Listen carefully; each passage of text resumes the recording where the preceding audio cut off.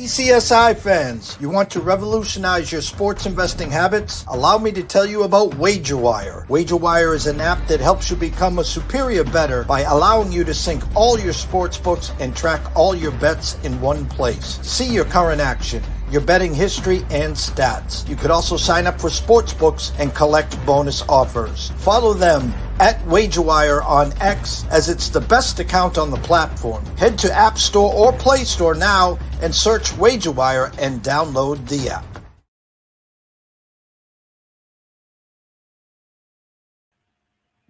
Hey gang, welcome to the show. Today is Wednesday. What is it? June the 26th already. Down here in Florida, sometimes, you got to watch the weather, but not because it's so hot, but really because hurricanes, and that's starting to bubble up out there. So we'll see how that stuff plays out at the beginning part of next week. But that has nothing to do with baseball, so the heck with that. So I hope most of you who were listening to the show yesterday were able to carry over the rainout game that I gave out yesterday. I gave out Atlanta and Lopez over Gibson. And it was pretty much a no-sweat game. Scored 4 runs there in the second or third inning, and Atlanta went on to win 6-2. So pretty good deal for the show. I think that was 2-1 for the show that day. Anyway, point being is that trying to give out good advice, trying to give out winners, trying to give out things that, you guys can take to the bank and do different things on and make things go, Hey Daniel, how you doing, brother?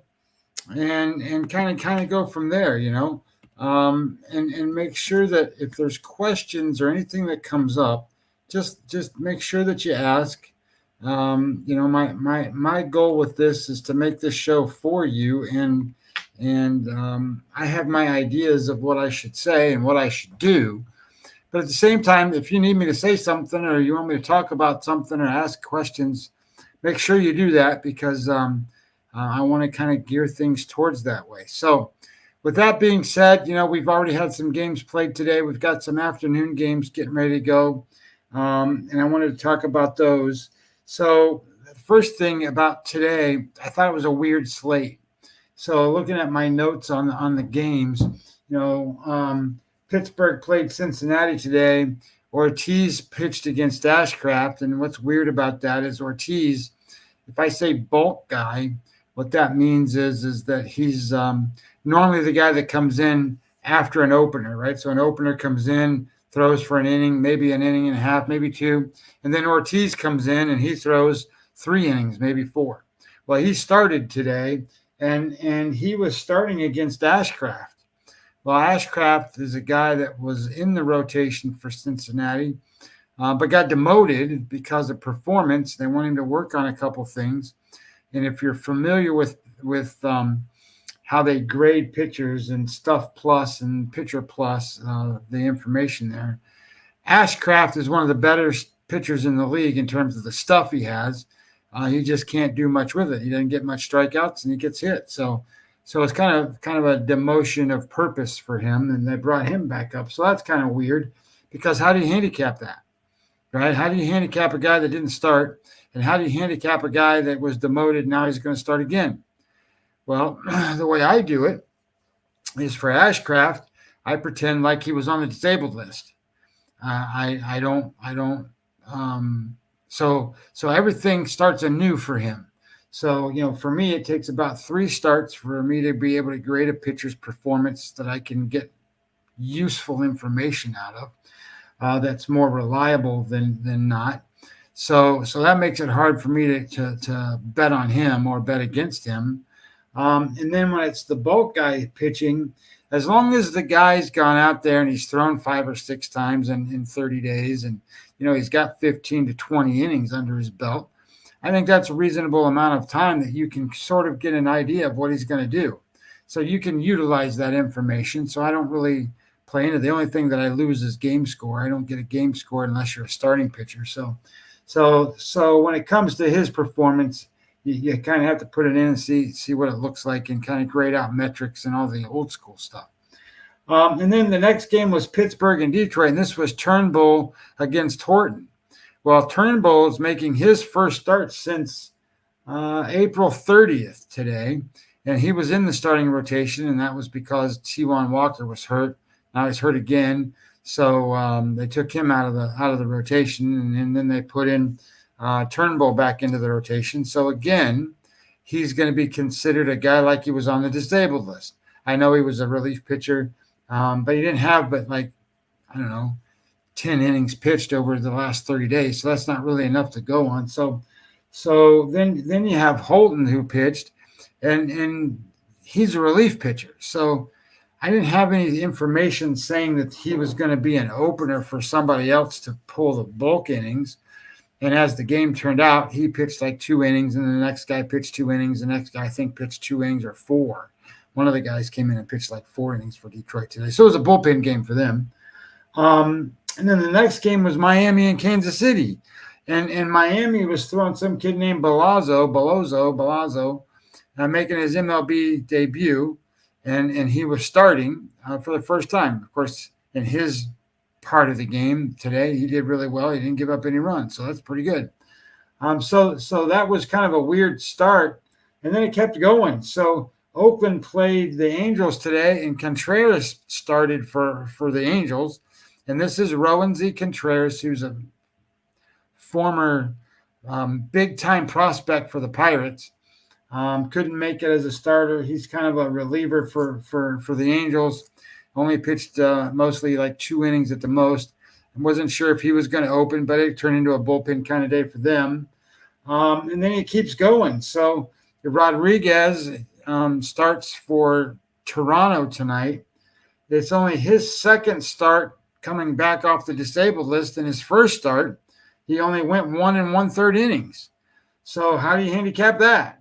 And then you have Chicago and San Francisco tonight. A relief pitcher is starting. Wisniewski's going for Chicago. He's kind of their bulk guy, but telling you, every time he pitches, he gives up a home run, that guy. So you got to watch out for that. And then Birdsong's pitching for San Francisco, making his major league debut. So you got 1, 2, 3, 4, 5, 6 games tonight that make this kind of a weird slate. And I can get into some of that other stuff about how to handicap some of that stuff, maybe if you have specific questions or different things about it. But as we're moving along here, I think that the first thing I want to tell you is as you're doing this stuff, I've been able to win 3 bets in the last 3 days by identifying one pitcher that the other team can hit. So he's a hittable pitcher, and I just went and attacked him. So today's pitcher was Gibson. I was all over against Gibson. Well, I shouldn't really count that because that was yesterday, but so that means I had 2 yesterday. So Gibson was hittable today, and there is another pitcher today that's hittable, and we'll get into him in a second. But and then the day before that, where's my bets at? We'll go over here to the right page, and I picked on Colorado. I bet on Brown against Colorado, won that game with Houston, and the other one was Nola against Texas and Lorenzen, and they beat him up. So when you find a guy, and my advice is basically this, is when you find a pitcher that you think is hittable and you want to attack him, go get him. Don't waste a lot of time with it. Now, you got to find out how to play it, because you might run yourself into a certain situation. Like, you don't want to play Houston and Brown and be minus 210. So you got to figure out how do you play it? Where do you go with it? So we're going to talk about that, because I think you can attack the Toronto pitcher tonight. His name's Rodriguez. First name is make sure I can Yariel Rodriguez, right? So, like I said, this is his second start coming off the disabled list. He's a Cuban signee. He's only made 5 starts in the entire season. He was late his spring coming in. So he's kind of got off to a rough start with them. He's made 5 starts in the whole season. He's pitched 16 and 2/3 innings, and in those 16 and 2/3, he's given up 21 hits. So he's very hittable. But he also can't throw strikes. In those 16 innings, he walked 11 guys. So if you really count that, that's 21 hits, 11 walks. That's 32 guys on base in 16 innings.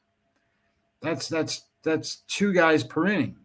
So now he needs a little bit of offense, and now you're going to score some runs. And I feel like at home, off of a loss from yesterday, I feel like Boston's going to be in a spot here where they can take advantage of this pitcher.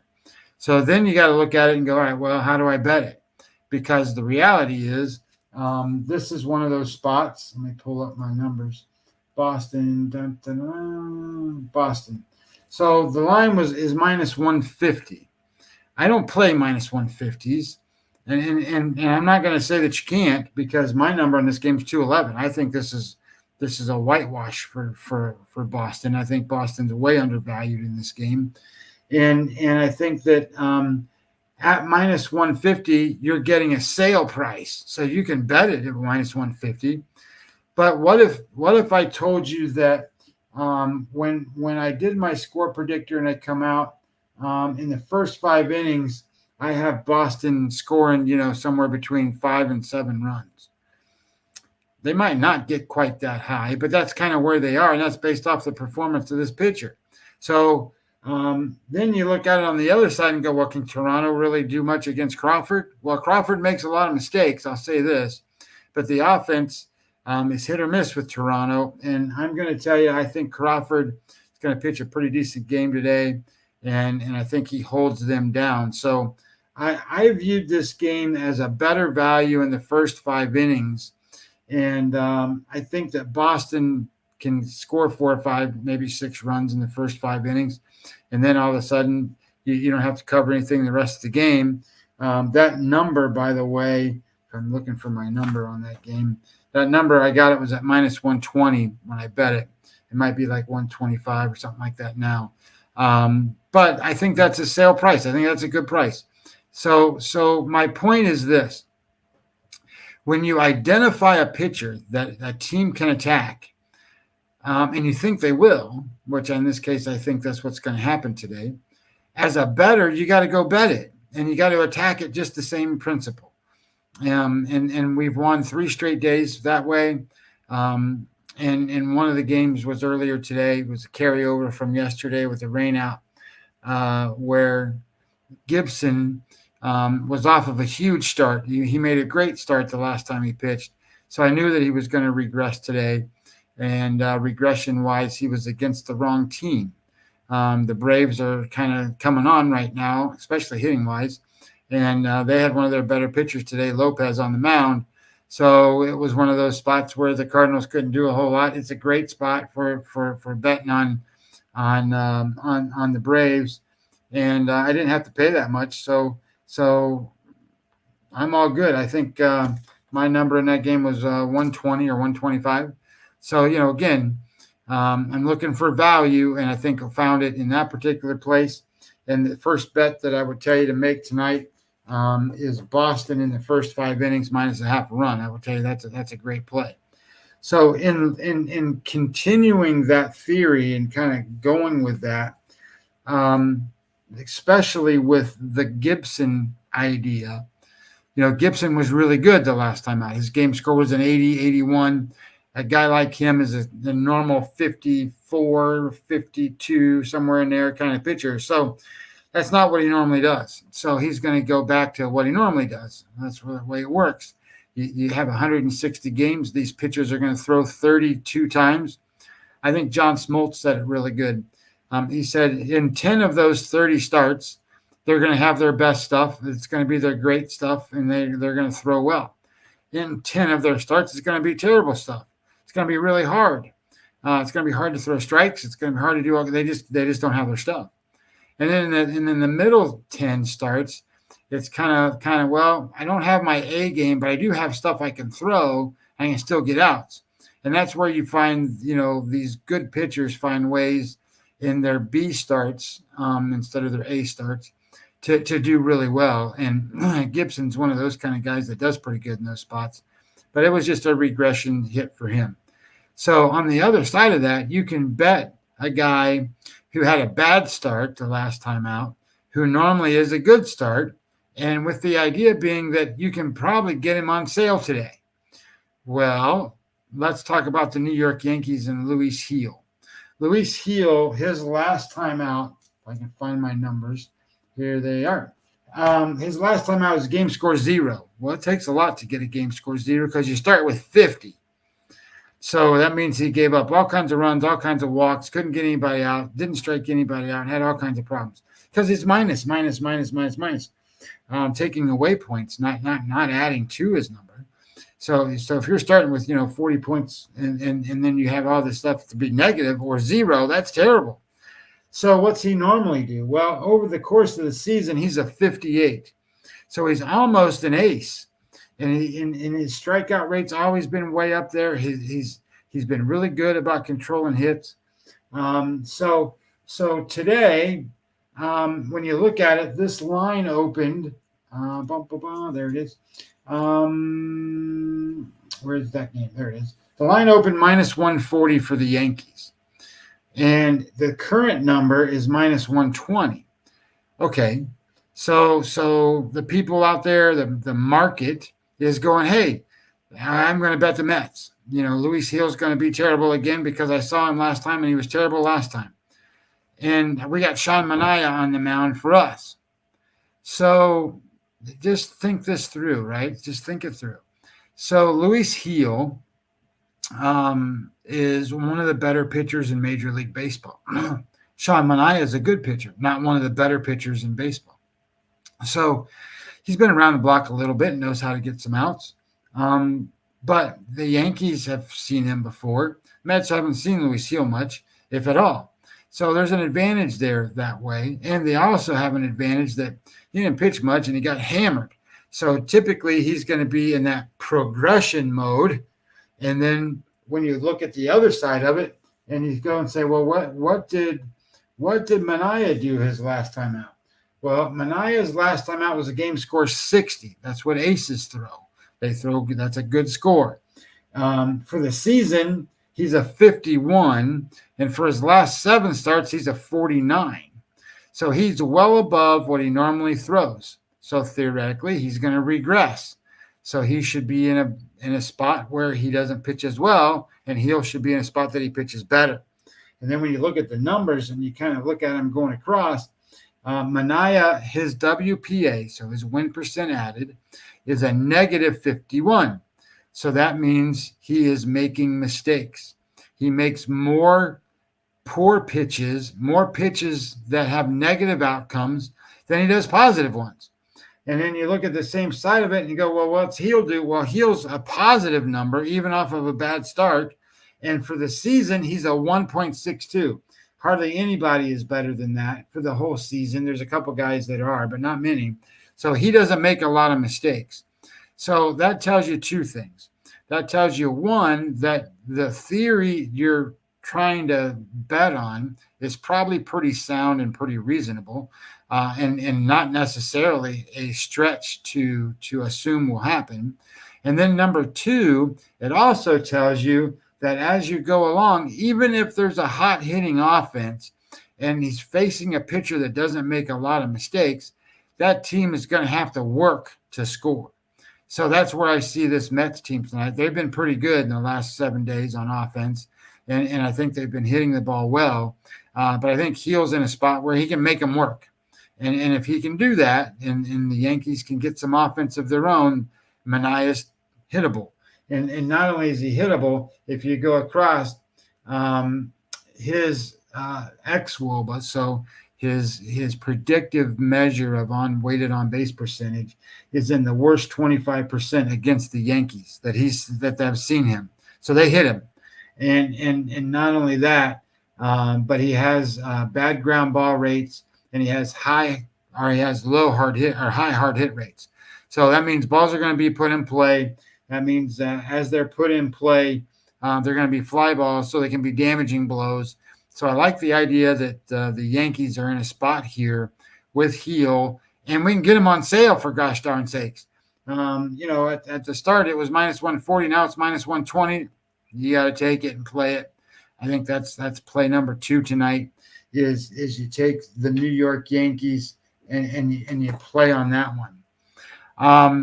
It's sort of a shorter slate today. It's that way on Wednesdays because of travel days and different things. So why I don't come on Thursdays, because there's not many games to talk about. But there is another game we can talk about, and this one happens to be the Dodgers and the White Sox. And that total in that game is 8.5 right now. And sometimes you have the Dodgers offense that's just unbelievable and clicking on all cylinders and just being dominant. You don't want to bet unders and you don't want to bet certain things when that offense is going crazy, because it doesn't matter who the pitcher is, they're going to hit them. They're not necessarily in that spot right now. Their offense is pretty good offensively for the Dodgers. They rank 13th. They are 10% better than an average offense right now. But the White Sox is really kind of where we're attacking here. We're attacking the White Sox that they're 28th in offense, 30th in isolated power, and they are minus 35% compared to a just regular average offense. They're 35% worse. They're averaging 2.1 runs per game. So what we're looking at then is, can the Dodgers score 7 runs? Well, that's going to be pretty tough. The issue becomes twofold. Fetty's pitching against Stone, and I don't know if you guys know much about Gavin Stone, but he's made 14 starts for the Dodgers, and in those 14 starts, the Dodgers are 11-3, and he's like their third starter, fourth starter that comes out. He's great value every time he goes out there. You should be betting on Gavin Stone when you can. In this particular way, I'm betting him a different way. His SOPS plus, so how he handles the opponent's offense and their slugging in the last 28 days is a 55. That means he's 45% better than an average pitcher. Fetty is 95, so he's 5% better than an average pitcher. So we're looking at that in a good spot for both of them being able to handle offenses. And then do they make mistakes? What kind of issues do we have over there? Well, Stone is a plus 85 on WPA, and Fetty's a plus 39. So these guys don't make many mistakes. And neither one of them are giving up much in the home runs. They don't give up a lot of walks. They're average on strikeouts. So these offenses are going to have to work to score is really what we're saying. And in terms of whip rate, Stone is a 1.03. It's in the top 25% of all baseball. So getting on base against him is difficult. And for Fetty, it's a little easier to get on base because he throws a little softer. So base hits come a little easier. But he's been around the block a little bit, so he's been pitching pretty well. He has a 52.7% ground ball rate. And if you know anything, we talked about this before. Fly balls are damaging blows, and ground balls turn into outs, turn into double plays. So, and especially balls that are softly hit.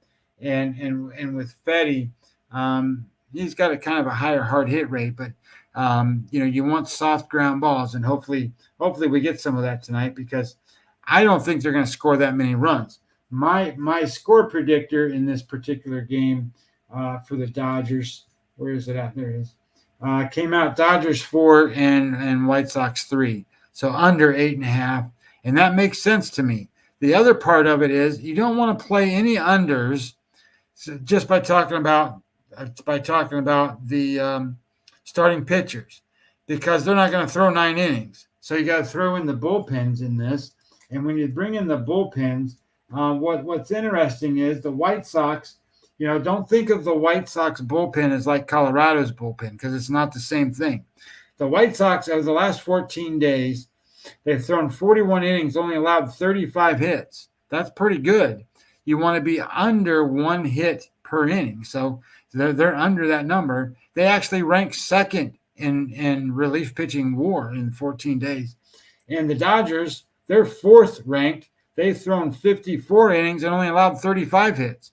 So I think that your back end can keep the scoring down, and that keeps this game being an under. So if you're looking at 8.5, I think you can get this game down. I think that they win the game, or the game goes, like I said, 4-3. I think is a reasonable number. It could be 5-2. What I would hope it wouldn't be is 4-4, because then we're going to lose. But the idea being is that I think that we're in a particular spot that I like where this is headed, in terms that both offenses are kind of middle, or well, one offense is the dead last. The other one's kind of middle of the road. They're going to get Teoscar Hernandez back tonight. He was out of the country. I guess his grandfather or something died, so he was out of the country for a couple of days. So this will be his first game back from that. Don't know how he'll respond that way. Ohtani's been hot, but if they can keep Ohtani in the yard and we can get ground balls, I think I'm not saying the White Sox are going to win. I'm not betting them that way. I like Stone as a good pitcher, but what I am saying is I think that this game will be a low scoring affair. So I think that's the way to bet it. I think you bet it under 8.5. And you'll find that one of the things I bet a lot are unders as opposed to overs. I know they're not as much fun, but the goal is to win bets. And when you find them, I think a lot of times the public and most people like to bet overs, because you can win in the 7th inning and your bet's in, and man, you've already counted your money. Or it's fun to root for action. It's fun to root for hits and all that stuff. But it doesn't really happen that way in Major League Baseball. The batting averages are 240, 242, I think was the last time I looked at it. Yesterday was the number. And when we talk about it, watch what Seattle did today. Seattle doesn't hit the ball, but what they do is exactly what Major League Baseball offenses are trying to do. They get a guy on by a walk, and then they get a base hit, then they hit a 3-run home run. That's the way they do it. And then they strike out all the other times. And the goal is just to get one guy on and then try to put up a crooked number. And the Dodgers aren't any different than any other team. They're going to try to do the same thing. And if you can't hit home runs, it's hard to score runs in today's baseball, because they find it too difficult to go against this pitching with the way the ball moves and the velocity and all the other stuff, to string a whole bunch of hits together. I mean, it just doesn't work quite like that. So I think that those are three good plays, just kind of a refresher. Some of the people jumped on late. So one of the first thing that we talked about today, what was it? We talked about Toronto's game. We said it was probably a good idea to bet Boston in the first 5 innings. We talked about Luis Gil. We're getting him on sale today. And then we talked about the Dodgers and the White Sox under 8.5. That's all I got today. Not a ton of words of wisdom. I would tell you this. Here's something that you can do. I don't know how many of you ever go to Baseball Savant, but Baseball Savant has a page on there where they track the games. And what's cool is if you like live betting, don't look at the projected win-loss stuff that they have, because that'll get you in trouble. What you want to do is kind of understand some things about live betting. So baseballs go for base hits when they're hit hard. They go for extra base hits when they're hit hard. If you're watching and looking at the game on TV, or even if you're watching and looking at the game on the internet and through MLB.com, you can't see certain things. And one of the things you can't see is how many balls are hit hard. It doesn't show you any of that stuff. Baseball Savant does. And what's cool is sometimes teams are a little bit unlucky, in a sense that they've hit a ton of balls hard, but it just doesn't show in the box score yet. So as the game goes along, if they're hitting the ball hard, Baseball Savant will show you that. in their box score, it'll show you, I don't know, such and such is batting, and he's batted 3 times, and they got this little flame icon, and it shows you how many times they've hit the ball hard, hard hit rate. So if you see that, and then on the bottom part where the pitchers are, it'll show you how many hard hit balls were hit in total from the pitcher.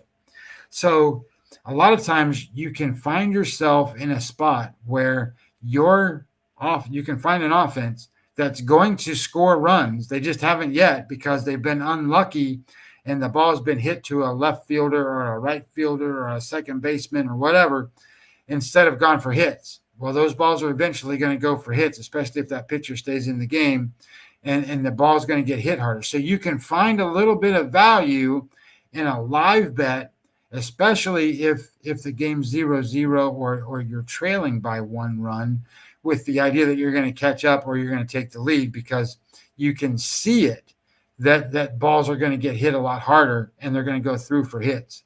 The balls that go through for hits turn into runs. They turn into to damaging blows.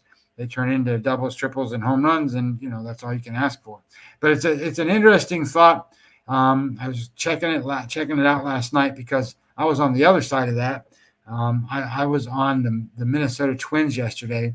Minnesota Twins came back and tied that game 4-4 against Arizona, but they didn't show like they were hitting Brandon Pfaadt at all, but they had 14 hard hits against him. They were smashing the ball. They just didn't get a lot of hits out of it. And then finally, they had a home run, and then they finally got a guy on via a walk. They got a base hit, and then a homer tied the game. And of course, the very next inning, they get with 2 outs. They gave up a walk and then a single. A wild pitch moves them over, and then a ground ball to second base. They couldn't throw the guy out at first in time. So Arizona scored, made it 5-4, and that's how it ended. But the point is that you can then see all these things that are going on, and you can find a way to live bet stuff in a way that you might have a little bit of value. Play it for, beer and pizza money at the beginning and test it out, see if the theory works. And if it does, obviously, then you've got another avenue to attack baseball. And, we're at a point now where about 80 games are played, so we're about halfway home. And, we want to maximize these opportunities as we get them. As summer ends and we get towards the end of summer, baseball gets a little tougher. And it gets a little tougher, not because the lines are this or that or whatever, but because you have teams that are trying, and then you have other teams that are packing it up and looking at what they have for next year. So it's a little more difficult. But we'll just keep going with this. And again, I appreciate everybody for jumping on. We had a pretty decent crowd tonight. Follow me on Twitter, guys, and get all my stuff. It's Webby20 or Webby20MLB on Twitter. And go to my website, www.mlb-daily.com. You can get a newsletter there. It's free. Or you can become a client. That's up to you. I only charge $100 for the whole season. I do put out a lot of information, a lot of data, and then I put out obviously my plays, things I do. But I put out my Webby odds every day. I put out a EV Plus tool. So it's my Webby odds against the book odds. Shows you where you can find expected value positive bets.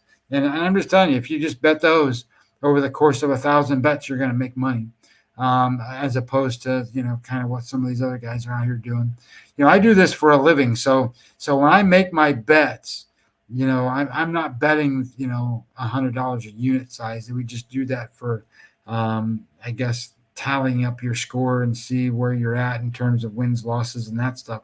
I'll be honest, you need to do things in a lot of different ways to make money betting. So if you're just a fun guy going out having a good time wagering and doing that stuff, my website will help you.